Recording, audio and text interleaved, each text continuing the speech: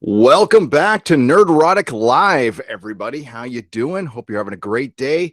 We are going to be talking about something very positive. I'm not going to bury the lead. Thank God Cobra Kai is back. Oh my God, I just rookie moved it. I can hear myself. God dang, a new channel. I act like a new YouTuber now. Jesus Christ. Hello, everybody in the chat. So, how the Nerdrotic channel, the original one, started is we used to do live recaps of television shows. Now I do a lot of news videos over there. This is the place for everything live that I would normally do this episode on the big channel, but I kind of want to help grow this. And again, this is how you reboot something. This is how you do it. This is the game plan. This is the blueprint. Now, previously, the only show to me that had gone back to the well, brought back the original actors, and done it really well was Ash versus Evil Dead. Cobra Kai has one up that a little bit. It is a joy to watch this show. And, you know, if any of us were worried, like, oh, would it go through the sophomore jinx? It feels like it picked up right where it left off. No difference in tone. It's still, of course, I love, and if you haven't watched my review of Cobra Kai season 1, I love how they flipped it and based it on Johnny Lawrence, which of course is based on this that old YouTube. I don't know if it was a YouTube video or not, where it showed that that Johnny Lawrence was actually the good guy in all this. So I love this story, and I love one of my favorite stories is a redemption tale, and we're watching Johnny Lawrence, the very imperfect Johnny Lawrence, played by William Zabka. Really, I can't tell you how happy this show makes me. And I can't tell you, I'm just talking about the first episode, and we're just going to go over it briefly, and then I'll get to you in the chat. And I love how it's mirroring the movie series as well, and the return of Kreese. But I love the mix. Okay, so we have Johnny Lawrence's kid training with Daniel LaRusso, who, of course, was the hero of our last story and now owns a bunch of car dealerships, which I can really identify with because I used to work for car dealerships in the parts department, so I know how that whole thing runs. So that was pretty funny. And I also, and not that I need to, I identify with Johnny Lawrence, a character who, you know, went through a pretty tough childhood and kind of got stuck in adulthood. And watching him grow through the kids, having them flip this thing on its head, of course, calling it Cobra Kai, making it about Cobra Kai and about Johnny Lawrence. And the joy of this is you can tell even in the first episode, this thing is about healing. And it's not done in some drippy, boring way. It's really done well, showing the imperfections of the good guy and the bad guy. And it's basically one giant awkward moment that we're going to have to get through with Johnny's kid being with Daniel and Miguel, you know, being the Daniel character in this episode being trained by Cobra Kai, really flipping everything on its head. And then, of course, the big ending of last season, we got the return of Kreese. I love how they call back to some of his 80s movies. He was, I was in the Delta Force and I helped get Noriega out of, you know, Panama. And I thought that was cool. And of course, the guy who plays Kreese, who was, oh my God, I'm blanking on his name now. Martin Kove, who's was in everything in the 80s. So if you grew up in the 80s, he was a guest star on every TV show, late 70s, early 80s. The guy was everywhere. He was in Rambo First Blood Part 2. That's what I remember him from. And he does a great job. He comes back and he's already trying to manipulate Johnny Lawrence. Of course, Johnny doesn't want anything to do with him when he first comes back. And there's 3 meetings throughout the episode, and each one, Kreese kind of chips away at him. He talks about how the snake doesn't hibernate; it brumiates. Is that what it's called? I can't remember. That was in the diner. That was a very, very cool scene. In the meantime, Daniel is getting his dojo going in the memory of Mr. Miyagi, and we even had a little flashback of Mr. Miyagi in there, and the great Pat Morita. It's such a bummer he's not around for this, but they honor his character very well. And the best part about this is the kids. So the kids, which would normally be the most annoying thing, and most TV shows and most writers really want to fall back on the most basic level of this generation. And we really have developed good kid actors, kids we actually care about. They're not annoying. And of course, we have Daniel's daughter who was dating Miguel, and we can see the setup for him dating for her dating Johnny's son now. It's full on soap opera, and I'm digging it. And I used to like soap operas as a kid, by the way. So, you know, I have no shame in my game at all. I like Santa Barbara, As the World Turns. I dug them. Santa Barbara was my favorite, though, back in the 80s. So, yeah, it's just a little setup.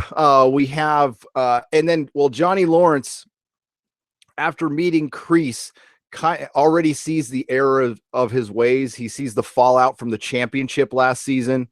You know, Miguel fighting dirty on his own kid. And then he basically punishes Miguel, and I'm forgetting the Mohawk guy's name. They punish both of them. He punishes both of them for fighting dirty, calls them pussy moves now. We're not going to fight dirty anymore. So we see the evolution of Johnny, but unfortunately, Kreese is probably going to come in and ruin all of that, because he manipulates Johnny at the end of the episode. You know, first Johnny wants nothing to do with him, but then he comes at the end and he rebuilds his second place trophy and hands it to him and says he's sorry.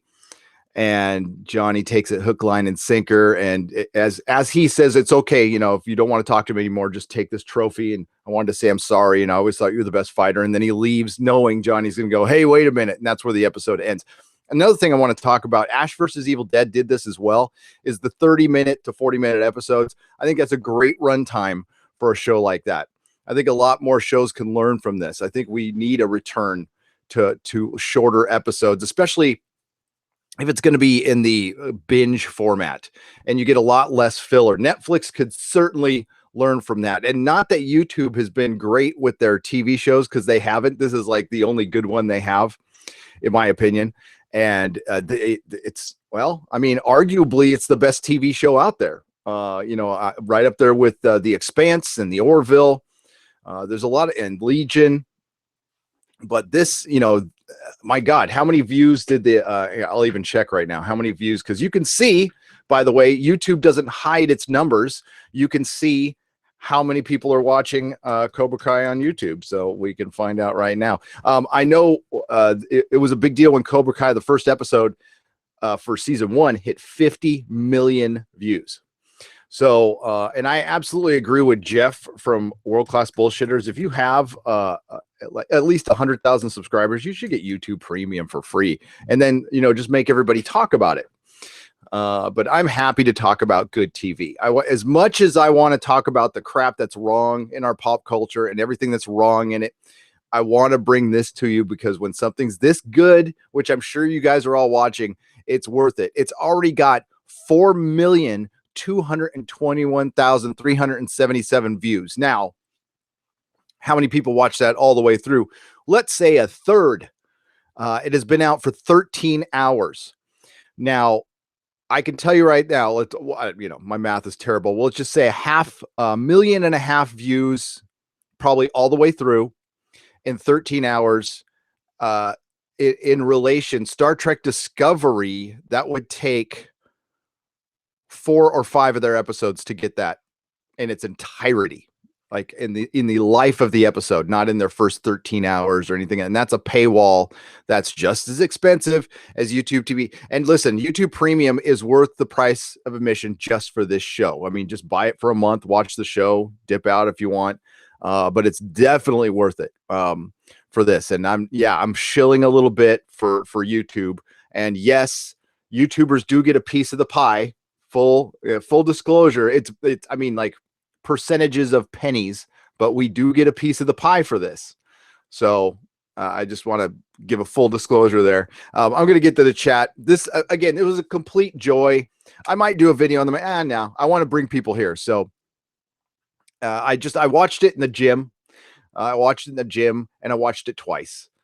And it really, I was worried that some of the 2019 BS politics would get put into this, and it would fall into that trap. And I think this show really listened to what people were saying about it, just the regular people, which was, this is a show for everybody. It truly is. It has really good messages. Like nobody's for bullying, but they also have kind of an anti-2PC message, especially in season 1. They kind of clown some of that stuff, which I love. And it's certainly an inclusive show, and it's a diverse show, but it doesn't like brag about it at all. And it really is a joy to watch. And we need a lot more of this from Hollywood. Now, I wish I will know by the next review the writers' names and the producers' names by heart, and we got to give them full credit. Well done. And it looks like this season's going to be just as good as season 1. So I will be doing a season. I'll do it in 2 parts. So I'll do a season 1, part 1 review this weekend, probably like Saturday here on the channel. And then Monday, I'll do a season 2, part 2 review. And I can't wait. I'll probably burn through this later tonight. So let's get to the chat. Following this will be the Nerdrotic Nooner on the main channel. So thanks for waiting, everybody. What's up, Echo Base? How you doing? The possibilities are endless. The actress that played Yuki in Karate Kid Part 2 has passed away in early 2002. So Michelle Yeoh can take over the role. Michelle Yeoh can take over the role and inject some STD into Cobra Kai. Oh God. Well, I don't know. Well, no, she's about the right age. Yeah, why not? Michelle Yeoh, yeah. Hey, I like Michelle Yeoh. I do. I just don't like her in an STB. Kapla, Bird of Prey 5. How are you? Cobra Kai never dies. Oh God, the quality of the show is so good. And it really does have kind of it. I don't know how. I got to really check. It's got that 80s. Well, for one, I think it's filmed in LA, which makes a big difference because they don't film a lot of stuff in LA anymore. And it's got that 80s film vibe to it. They've really captured that. Ralph Macchio, though, has quite some toupee going there. Did you see that in the profile shot where he's putting the nail through on the fence? That one shot nail. You can there it is right there. You can straight here. I can pause this and I can show it to you. That is some toupee going there. Woo. Oh, now the credits are covering it. That's you just trust me on that one. Renew Cobra Kai and the Orville. Oh, Uncle Remus, this is getting a season 3. I guarantee it. When you get okay, so your average major hit network TV show gets what, 10 million views now, or 10 million? 10 million. So this will hit 10 million by tonight, I imagine. If 13 hours, and it released late last night. So as the day goes on, more people are going to watch this, and it's in a very consumable 35 minutes and 52 seconds. You could watch that on your lunch hour at work and still have 25 minutes to take a nap or whatever. Cobra Kai is awesome. You're right, Gary. This is the way to treat an IP with dignity and respect. Right, Uncle Remus. Treating the previous characters with dignity and respect, moving their story forward in a way that absolutely respects and honors the source material. This does nothing to take away from Karate Kid Part 1, 2, 3, 4, whatever, which are classic 80s movies. And I truly love those movies. I love the fact that Ralph Macchio is wearing a San Diego Chargers jersey, and I know it's a dumb thing, but as a former San Diego Charger fan, which was really, it's just sad to be a San Diego Chargers fan. It really is. You Browns fans, whatever, you have a team now.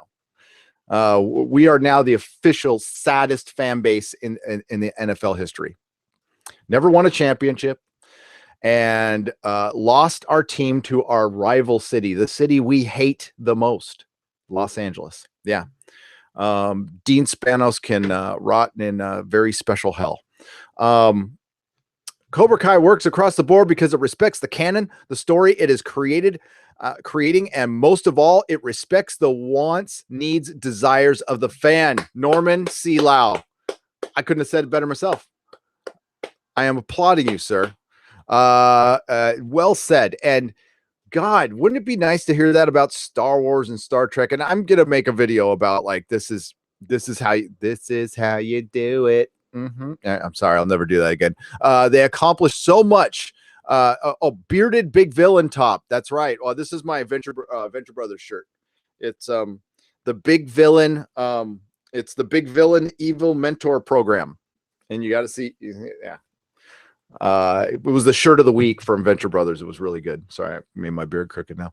It's getting too long. I need to trim it. They accomplished so much to that in that 30 minutes, both Cobra Kai and Ash versus Evil Dead. It's amazing. The Lethal Diva, right? It's called good storytelling and talented writers. They accomplished more in the first episodes of Ash versus Evil Dead season 1 and Cobra Kai season 1. We'll just say in the entirety of most TV series. Coherent storytelling. We immediately care about these characters. Okay, did you ever think, if you're my age, when you're watching Karate Kid Part 1, that 30 years in the future, or 40 years and 35 years in the future, you would be rooting for Johnny Lawrence? No, I'm going to say I probably wouldn't ever cross my mind. So that is how you subvert expectations, but still honor the original, because you don't, that whole stupid term subverting expectations is just an excuse for lack of talent. And we all know that, but somebody's got to come out and say it. There's no such thing as subverting expectations. Okay. People have expectations for things to be good. Okay. That's it. As far as plot expectations, it's called twists and turns. It's not subverting expectations. It's called being a good writer and keeping your audience guessing. I just hope Kreese isn't a second black hat, that he's gray too. This show has tried hard to avoid black and white. Don't want them to do that with Kreese. WJ, I agree with you. And I think they're setting us up. So I do think it will be, I don't know this for sure. I haven't burned through the episode, but I don't think they'll be sending him on his way with his tail between his legs. I think that would be disappointing. I'd like to see Kreese come out of this at least. I mean, maybe not perfect. And maybe you want to set him up. I mean, you don't want to solve everything each season, and we want to have future seasons. So maybe you plant the seeds at the very least of his redemption tale. You know, I listen, the goal, not to subvert my expectations, but I want the goal for this series at the when it ends, and I hope it goes 10 seasons, you know, why not, is that everybody kind of comes together at the end, you know? I mean, I know that sounds very kumbaya, but I think for the most part, that's what I fully expect Danny and Johnny to team up at some point. And at that point, we're going to need some kind of bad guy.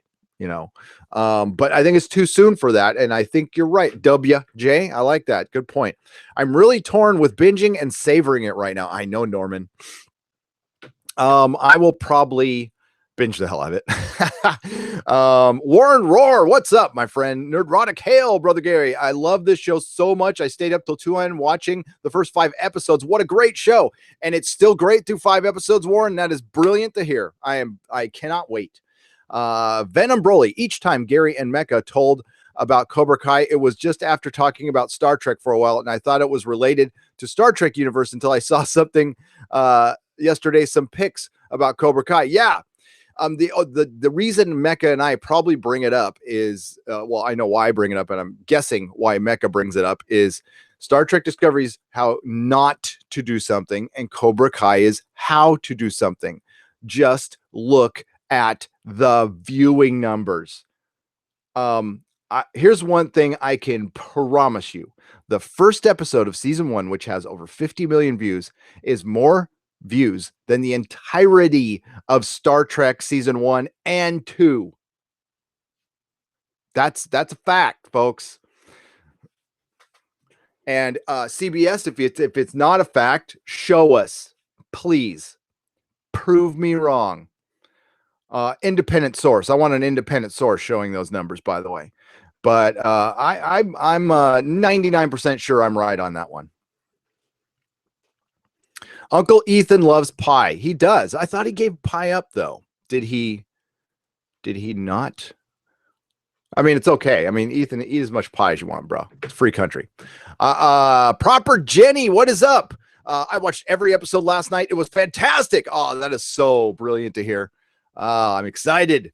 William Zabka is really showing us something special in exploring Johnny Lawrence's character. Absolutely. And I've said before, I don't need to identify with characters. Some of my favorite shows have female leads. Like Buffy is a great example. It's like I'll never know what it's like to be a little white girl blonde cheerleader, but I love the show, or fight actual vampires. But I love the show. But what I do see in Johnny Lawrence is well, I love my life. I mean, which is filled with, as with anybody else's life, is filled with some good moments and some really bad ones.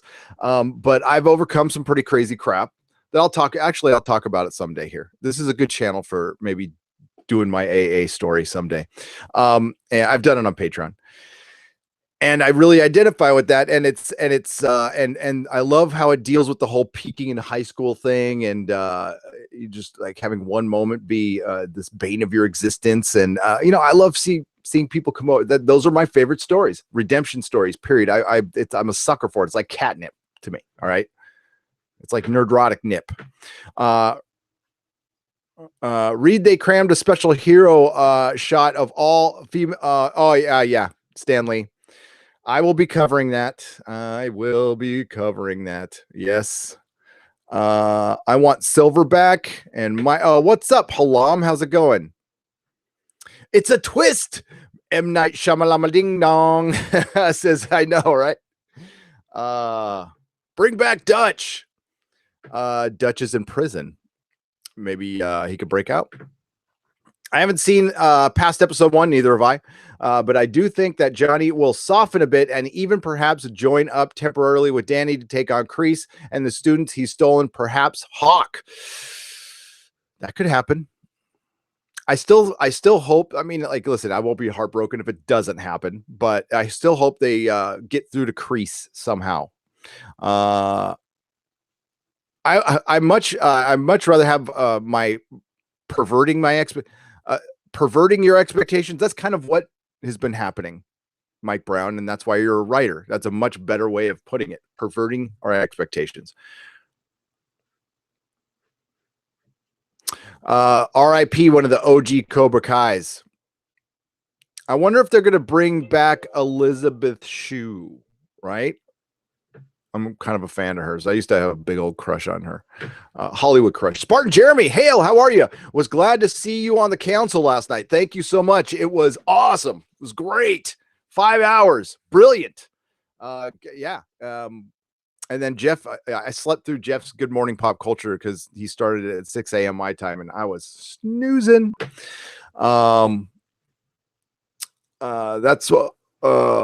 That's why they whole James Gunn firing didn't make any sense. Even other movies is about a character doing something bad and then redeeming themselves. Yeah.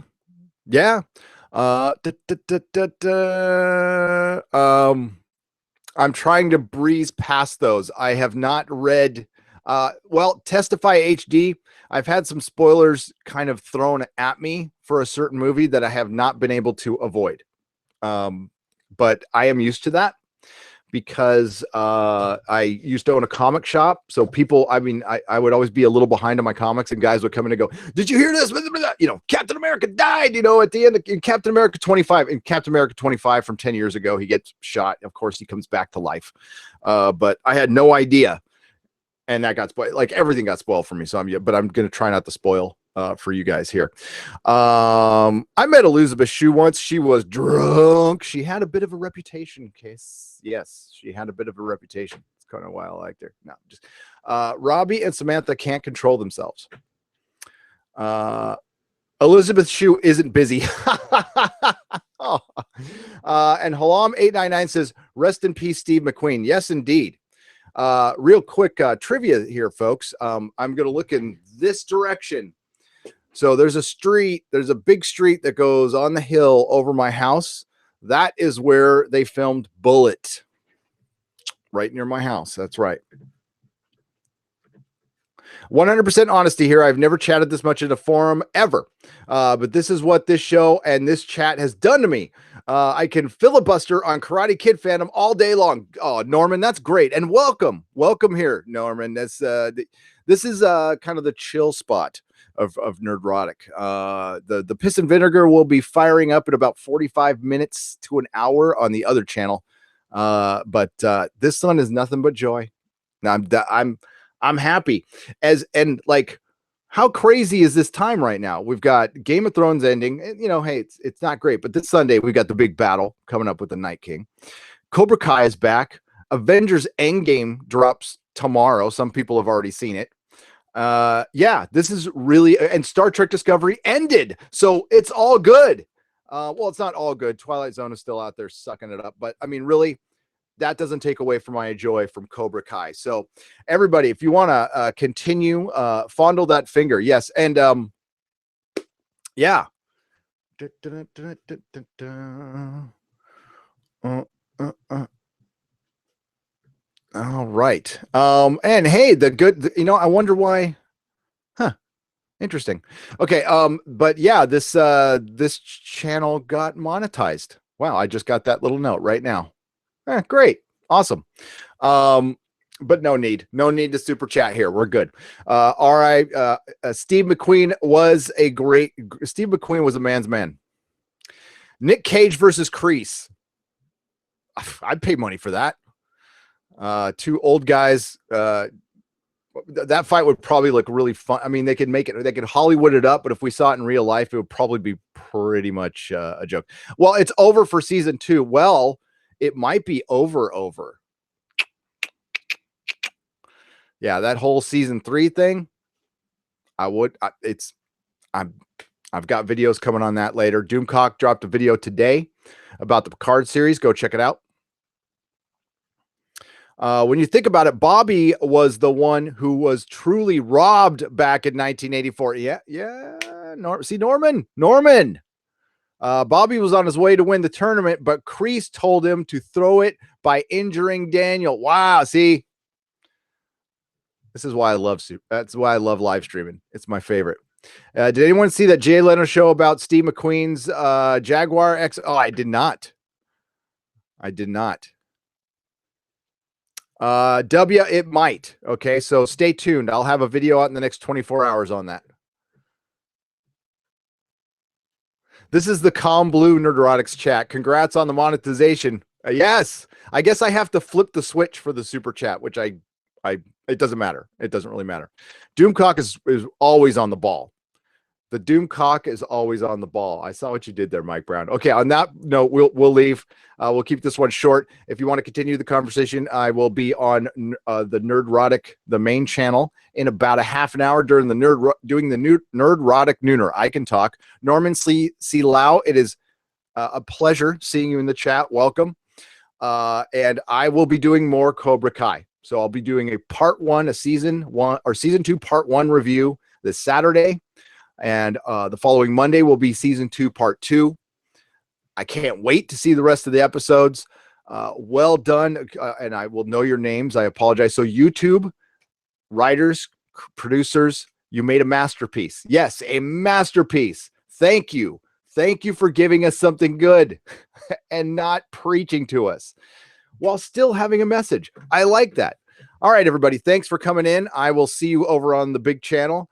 And we will be back here with more live content. I will be doing Doom Patrol here, the Twilight Zone here, Happy. Tomorrow night, I'm going to be covering Happy, another good show. So see y'all soon. Thanks for coming in. Take care, everybody. And we do not kneel.